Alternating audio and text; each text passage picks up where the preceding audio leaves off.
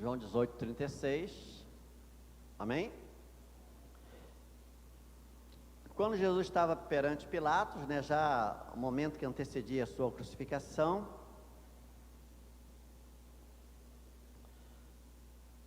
diz assim: Jesus respondeu. Vamos ler o que Jesus respondeu, irmãos?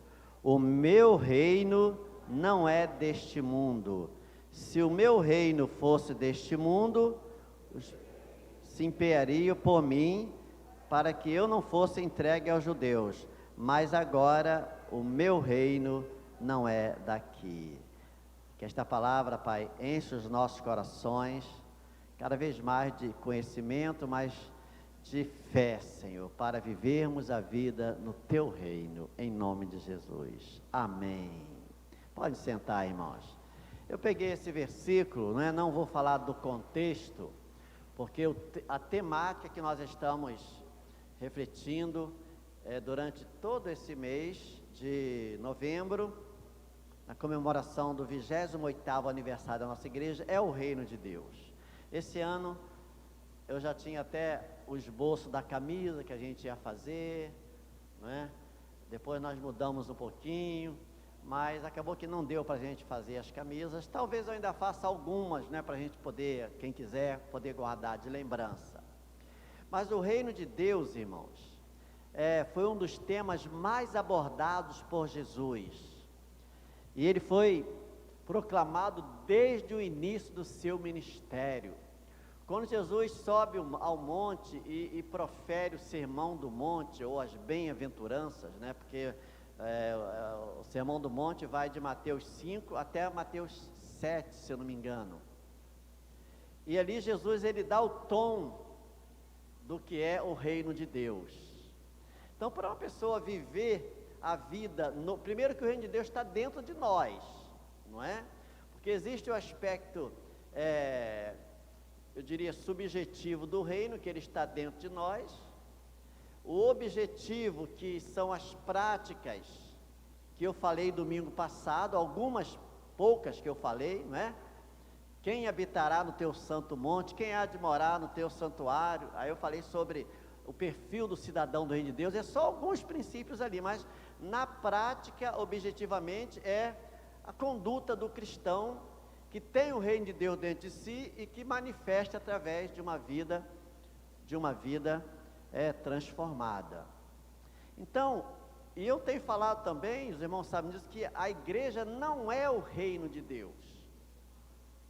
A igreja, eu diria, que é uma agência que divulga o reino de Deus, que espalha o reino de Deus, que proclama o reino de Deus. Mas uma pessoa pode estar na igreja sem estar vivendo uma vida do reino de Deus, porque a vida no reino pressupõe transformação, santificação, não perfeição.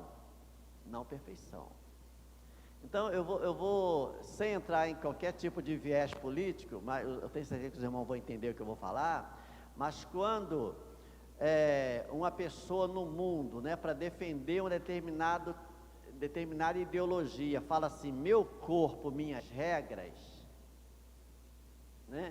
isso não é verdade. Isso com relação a várias coisas, irmãos. Agora, quando nós trazemos isso, ou transportamos isso para o reino de Deus, isso é verdade. Deus tem autoridade, Jesus Cristo tem autoridade para falar assim, meu reino, minhas regras. E as regras estão aqui na palavra de Deus, amém, irmãos?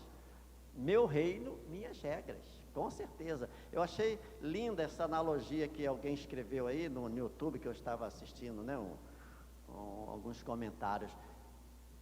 Só o Senhor tem poder e autoridade para falar, meu reino, minhas regras. Nicodemos, interessado no reino, ele foi conversar com Jesus. Jesus falou, olha, quem quiser entrar no reino, tem que nascer de novo. Então, irmãos, Jesus, como eu falei, ele abordou esse tema desde o início do seu ministério.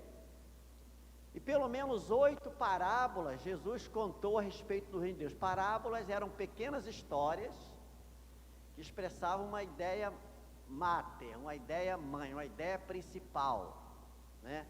Então as parábolas, elas transmitem uma ideia de uma verdade que o Senhor Jesus queria dizer.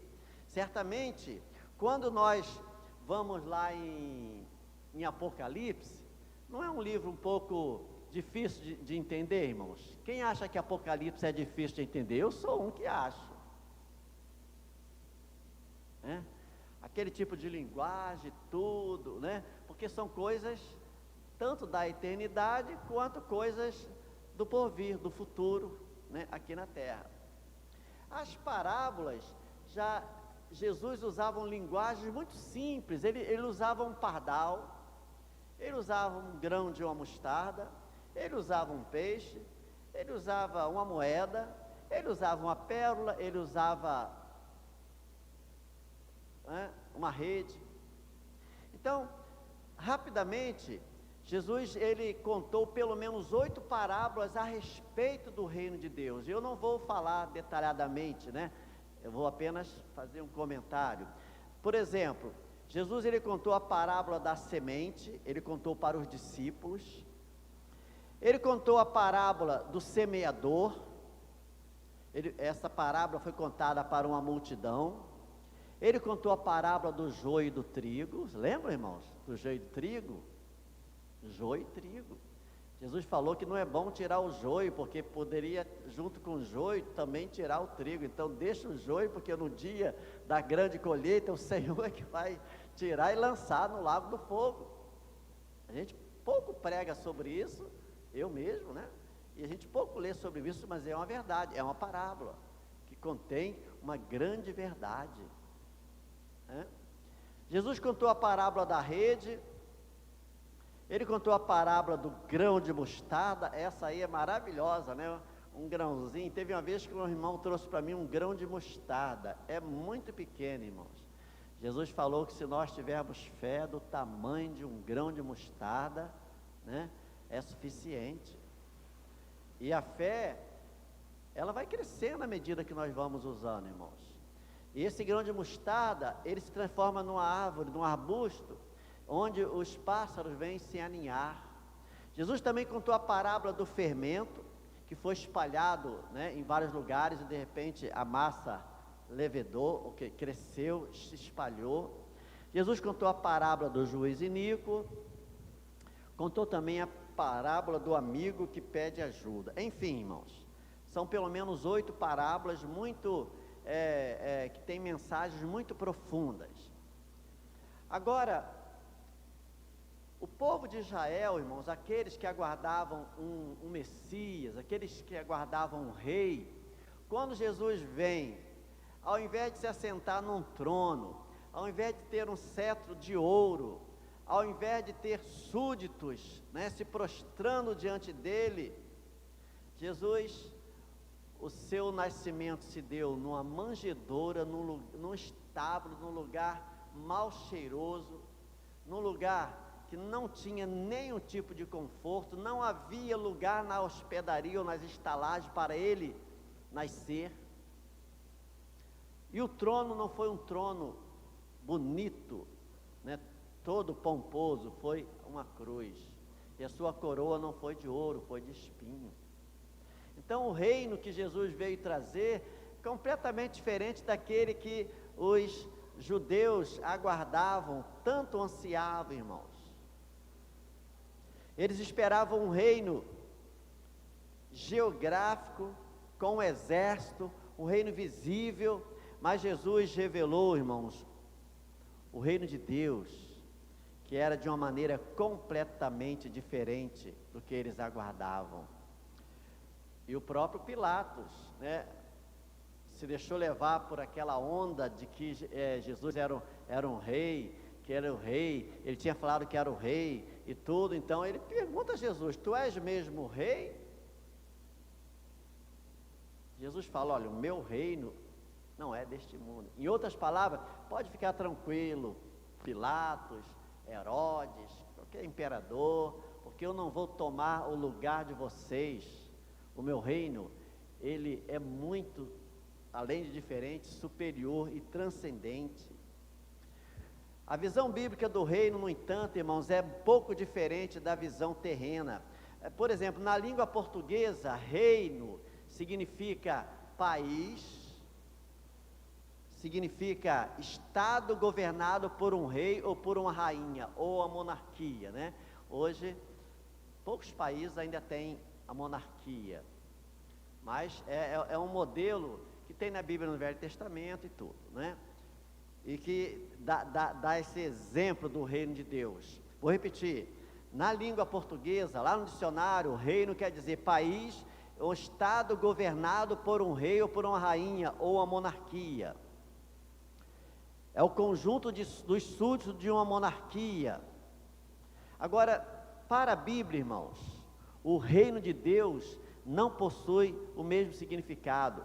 Embora Jesus seja o rei, aliás, ele não é o rei não, ele é o que, irmãos? Rei dos reis.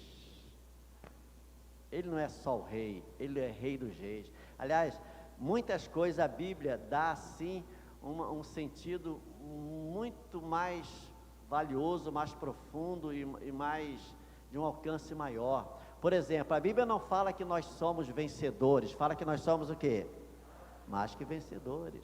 A Bíblia não fala que nós temos apenas vida, mas que temos vida em abundância. Assim como Jesus não é apenas o rei, ele é o rei dos reis, ele é o Senhor dos senhores, e a palavra diz que um dia todo joelho se dobrará. Nós cantamos aqui, toda língua confessará que Jesus Cristo é o Senhor. Você pode dizer amém, meu irmão?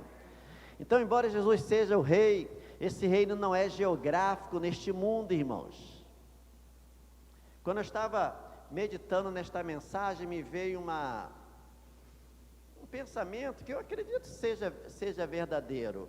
Quando nós lemos até na Bíblia assim, olha, feliz a nação cujo Deus é o Senhor, não é? Feliz a nação cujo Deus é o Senhor. Aí isso servia lá para a nação de Israel, mas mesmo assim, nem todos criam em Deus. Às vezes o rei era um rei pagão, né? Eu estava lendo essa semana, até no café da manhã, conversando com a Nete, sobre Jeorão, e eu falei no Pérolas aos Santos de 2 meses atrás, ou 3 meses atrás, a mensagem que tinha como tema, se foi sem deixar saudade. Não sei se alguém aqui assistiu. Fulano se foi e não deixou saudade. É exatamente um rei chamado Jeorão. Esse rei era filho de Josafá. Josafá foi um rei que agradou a Deus. Foi aquele rei que quando os midianitas, os inimigos vieram contra ele, ele sentiu medo e ele falou: ah, Senhor, é muito grande essa multidão que vem contra nós, eu estou com medo, eu não sei o que fazer, mas os meus olhos estão postos em Ti. Nós já pregamos sobre isso, né? Você já assistiu outras pregações. Josafá teve medo e se pôs a fazer o quê? A buscar ao Senhor, proclamou um jejum. Aí Deus levanta um profeta dizendo: olha, nessa peleja vocês não terão que pelejar, apenas vocês verão o livramento que o Senhor vai dar. Aí sabe o que aconteceu, irmãos? Como foi o desfecho desta guerra? Os inimigos lutaram entre si, se mataram, e o povo de Judá, não me lembro se é Judá ou Israel, eles não precisaram levantar uma arma sequer, porque Deus confundiu os inimigos, eles guerrearam entre si e se destruíram. Olha que no começo Josafá teve medo, e logo depois Josafá morre. Quando Josafá morre, ele tem muitos filhos, mas o primogênito era esse tal de Jeorão. Ele assume o trono. O seu pai foi um homem de Deus, não foi um homem perfeito, vacilou um pouquinho também lá no final e tudo, fez algumas alianças que não devia, mas era um homem que era temente a Deus. Ao morrer foi sepultado no túmulo dos reis, tal, né, com toda a reverência. Aí o seu filho mais velho assume o trono, é esse tal de Jeorão. Aí primeiro ato deste novo rei foi matar todos os seus irmãos. Matou todos os seus irmãos. E foi um desastre o reino deste homem. Se eu não me engano, ele tinha 32 anos quando começou a reinar, reinou durante 8 anos e só fez bobagem. Aí quando ele morre, está lá na Bíblia, e se foi sem deixar saudades. Foi um reino tão ruim, tão mal, fez tanta bobagem, tanta coisa errada, matou seus próprios irmãos, desonrou a sua casa, desonrou a sua família, criou inimizades desnecessárias e não deixou saudades. Então, no Velho Testamento, nós temos muitos exemplos de reinos, né, que passavam de pai para filho. O reino de Deus, irmãos, em primeiro lugar, ele não está nem ali, nem acolá, ele está dentro de nós. Amém, meu irmão? Esta é a grande verdade. O reino de Deus, ele está dentro de nós e ele é revelado pelo Espírito Santo, que é o selo dessa justificação. Nós temos aqui versículos que eu não vou ler, né, mas está em Lucas 17, 20 e 21. Ou seja, para ser um cidadão deste reino, não basta fazer o que nós pregamos domingo passado, né? Quem, Senhor, habitará no teu santo monte, o que é limpo de coração, que não difama com a sua língua, que não faz mal ao próximo, que não empresta seu dinheiro com usura, ou seja, que não é ganancioso, que não é fofoqueiro. Isso tudo é uma consequência externa do reino de Deus que habita na pessoa.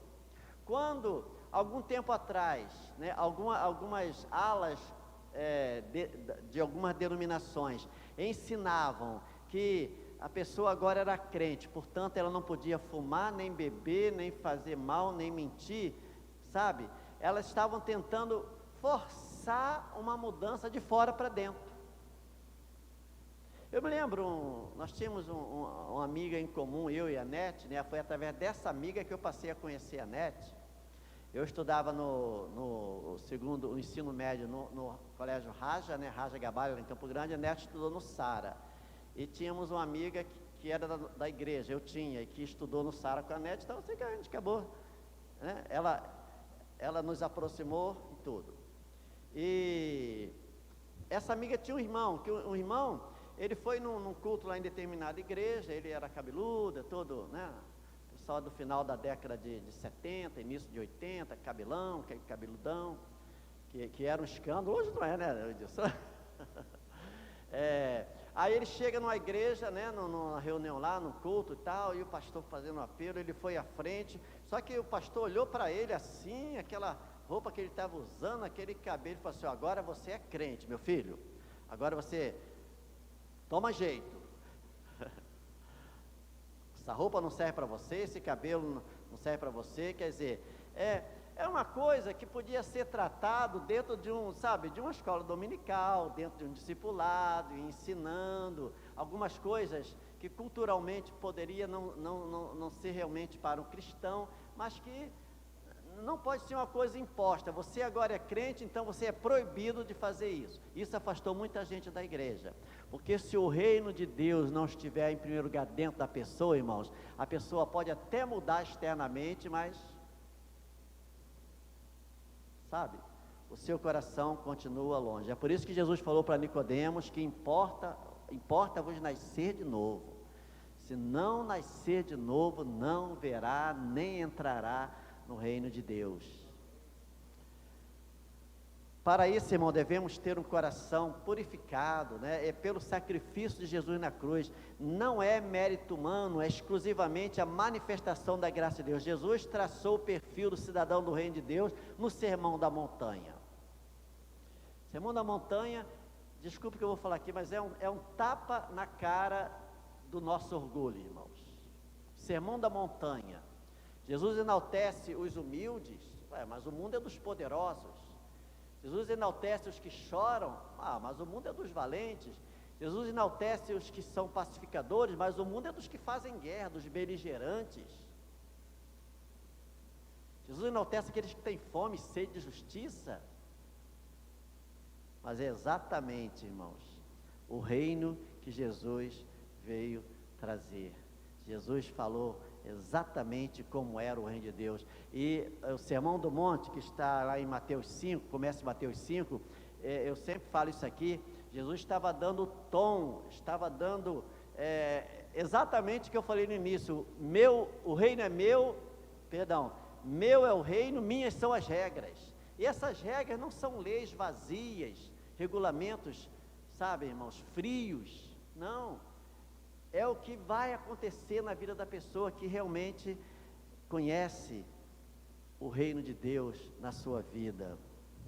Jesus, sendo Deus, veio em carne, nos revelou de forma perfeita quem Deus é, irmãos. Ele começou o seu ministério dizendo que o tempo determinado havia chegado. Quem foi o outro profeta que antecedeu Jesus, aliás, que preparou o caminho do Senhor, que também anunciava o reino de Deus? João Batista. Arrependei-vos, por quê? Porque é chegado o reino de Deus, aquele reino tão aguardado lá, irmãos, porque Davi foi o grande rei, o maior de todos. O primeiro foi Saul, mas Saul desagradou a Deus. Saul vacilou, Deus, logo arrumou Davi para ser colocado no seu lugar. Davi, enquanto apenas era ungido, mas não tinha ainda assumido o lugar, ele sabia qual era o seu lugar, ele não usurpou o trono, ele não tomou o trono, ele não matou Saul quando ele teve oportunidade, embora Saul o perseguia e queria matá-lo. Aliás, quando Saul estava lá meio endemoniado, ele chamava Davi para tocar harpa, ele se acalmava, mas de repente ele começava a atacar as flechas em Davi. Davi sofreu muito, irmãos. Davi podia falar assim: mas Deus me ungiu, eu sou o verdadeiro rei, esse aí é um desobediente, isso aí é um, sabe? Mas Davi esperou o momento certo, irmãos, e só assumiu quando Deus, deu, vamos dizer assim, o sinal verde para ele assumir, porque ele falava, mesmo Saul estando errado, que ele não tocaria no ungido do Senhor. Ele esperou o seu lugar, e foi realmente o que aconteceu. Então Davi foi o rei, irmãos, pecou, vacilou, mas ele foi o rei, e todos depois dele, nunca mais houve um rei como Davi, nunca mais, irmãos, nunca mais. Salomão foi o mais sábio, e talvez o mais rico, e o mais poderoso, mas como Davi não, E o povo aguardava, havia uma expectativa de que Deus ia mandar um outro rei, que seria da família de Davi, que seria filho de Davi, da descendência de Davi. Os irmãos se lembram quando aquele cego, Bartimeu, estava ali pedindo esmola, viu que Jesus estava passando, o que o cego gritava? Jesus, filho de Davi, quer dizer, da mesma linhagem de Davi. Aí Jesus vem, da linhagem de Davi, da genealogia de Davi, Jesus vem, volta a falar, não se assentou no trono de ouro, não teve um cetro cravejado com diamantes na ponta, não teve súditos para servi-lo, Diferentemente, irmãos, de qualquer reino deste mundo, quando nasce um herdeiro do rei da Inglaterra, por exemplo, é um acontecimento, irmãos, aquele menininho nasceu, ele é o quinto na linha sucessória da rainha da Inglaterra, mas ele é um personagem mundial, irmãos, a mídia toda vai se voltar, vai falar, vai fotografar, eles vão lançar apostas para saberem qual é o nome da criança, e vai nascer cercado de todo conforto, Jesus, o Rei dos Reis, o Senhor dos Senhores, nasceu no meio dos animais, os animais foram as suas testemunhas, mas era o Rei que viria para nos resgatar das trevas. E Jesus, irmãos, exortava todos ao arrependimento. Começou com João, depois o próprio Jesus. Como Rei e Senhor do reino, irmãos, Ele mesmo veio anunciar a redenção. E é por isso que o reino dos céus, ou o reino de Deus, irmãos, Ele se manifesta em nós.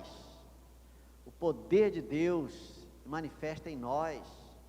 Uma outra evidência da manifestação desse reino, irmãos, são os contínuos desajustes que a gente vê neste mundo. A gente escolhe os nossos governantes. Domingo que vem teremos eleições de manhã, ou durante o dia, teremos culto de manhã e de noite, mas é dia de nós elegermos o nosso prefeito. E é praticamente assim em quase no mundo todo, tirando aí as exceções, algumas exceções, mas a maioria dos países, o povo tem a oportunidade de escolher os seus representantes. E o que a gente vê, irmãos, é que o mundo caminha de mal a pior, As evidências do que os reinos deste mundo não funcionam, estão em decadência, e que a solução verdadeira só acontece quando uma pessoa conhece a Cristo. Aí essa pessoa é transportada do reino das trevas, ou Paulo chama de império, que é a mesma coisa, império das trevas. Paulo fala que ele nos transportou das trevas, do império das trevas, para onde? Para o império do Filho do seu amor, ou para o reino do Filho do seu amor. Então a gente vê a decadência deste mundo, que vai de mal a pior, e a tendência é melhorar. Aí a gente para analisar, quanto mais a tecnologia aumenta, isso é bíblico, irmãos, a ciência vai aumentar e o amor vai esfriar, não é verdade? Sempre existiram pestes, sempre existiu fome, sempre existiu violência, mas a dimensão que essas coisas estão alcançando, estão acontecendo como nunca, irmãos. E uma pessoa, quando conhece a Jesus e passa a viver no reino de Deus, ela não está livre. Nós votamos, nós escolhemos nossos representantes. O crente também está sujeito, a todas as viroses e aos vírus, a pandemia. O crente também está sujeito, irmãos, com certeza. Só que nós somos cidadãos do reino de Deus, amém, irmãos? Nós somos cidadãos do reino de Deus. Uma velha canção que diz: canta meu povo, alegra meu povo, que a festa não vai acabar. Quem sabe o resto?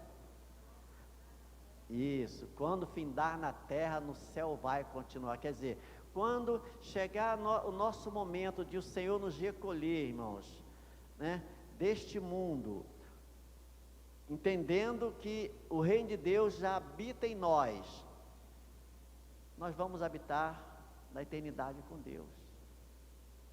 E nós vamos, todos nós, a não ser os que estiverem vivos quando Jesus voltar, mas a grande maioria vai passar por essa experiência da morte.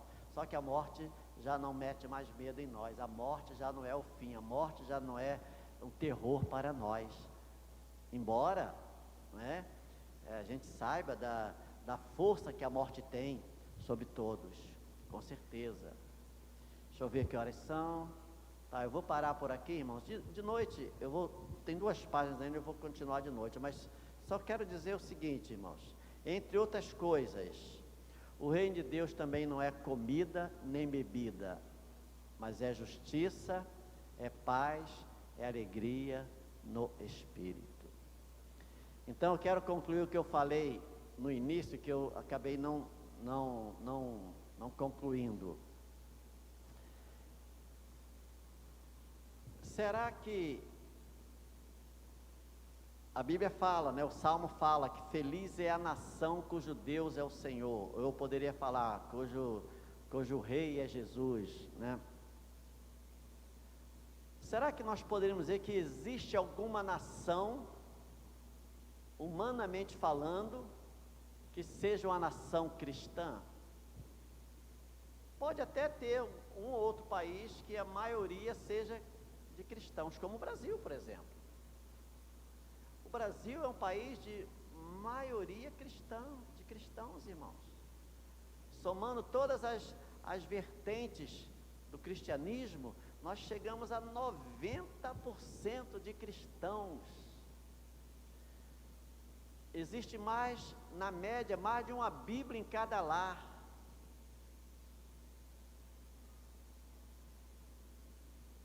E como explicar que ao mesmo tempo que é um dos países mais cristãos do mundo, talvez, eu estou falando cristãos nominalmente falando, sem entrar no mérito, com mais de 200 milhões de cristãos, e mesmo assim ser um dos países mais corruptos, mais violentos, onde tem mais fome, onde tem todo tipo de torpeza, de pecado, sabe, tudo de mal, e ao mesmo tempo a maioria é cristão e a Bíblia está em todas as casas praticamente. Então, o reino de Deus, para terminar, irmãos, antes do Senhor ser o rei de uma nação, Ele é um rei de pessoas, e pessoas fazendo parte de uma nação podem ser usadas por Deus para transformar outras pessoas. É a parábola do fermento, que é colocar num poiadinho ali, daqui a pouco ela cresce, né? É a parábola da semente, que o semeador sai a semear e algumas sementes vão frutificar. É a parábola da pérola, que aquele negociante procurava e achou uma pérola de grande valor e fez um esforço enorme para adquirir aquela pérola. E assim o reino de Deus vai sendo implantado na vida e no coração das pessoas. Eu diria que o Senhor Jesus, irmãos, não vai salvar uma nação geograficamente, Ele vai salvar pessoas. Pode ser do Brasil, pode ser da Argentina, pode ser lá dos países árabes, onde o Evangelho, né, é alvo de perseguição, mas onde também Deus tem levantado pessoas para que o reino de Deus possa frutificar nesses lugares. Amém, irmãos? Vamos ficar de pé. Glória a Deus. Louvado e exaltado seja o teu nome. Se você sentir o desejo, coloque a mão no seu coração, meu irmão. Oh Senhor, te adoramos, Senhor, por esta palavra. Queremos viver a vida no teu reino, Senhor. Queremos ser cidadãos do reino de Deus. Antes de sermos, Pai, brasileiros, antes de sermos cariocas, Pai, baianos, paulistas, mineiros, nós somos cidadãos dos céus. A nossa pátria não é aqui, Senhor. Portanto, devemos cumprir com as nossas obrigações, sim, como cidadãos, mas nós não podemos esquecer que nós temos um reino, Senhor, que é sobremodo excelente. Obrigado, Pai, por esses irmãos que estão aqui, que estão, Pai, entendendo esta palavra, entendendo o Evangelho do Reino. Muito obrigado, Pai. Esta igreja que chegou aqui há 28 anos atrás, Senhor, com muita simplicidade, com muitas lutas, Pai, com poucas pessoas, mas assim como um fermento, Senhor, na massa, ele foi crescendo, foi expandindo, Senhor, e o Senhor tem manifestado o seu reino a tantas vidas neste lugar, Senhor. Alguns irmãos que já não estão conosco, Senhor, aqui, mas que estão vivendo a plenitude do reino. Obrigado, a Deus.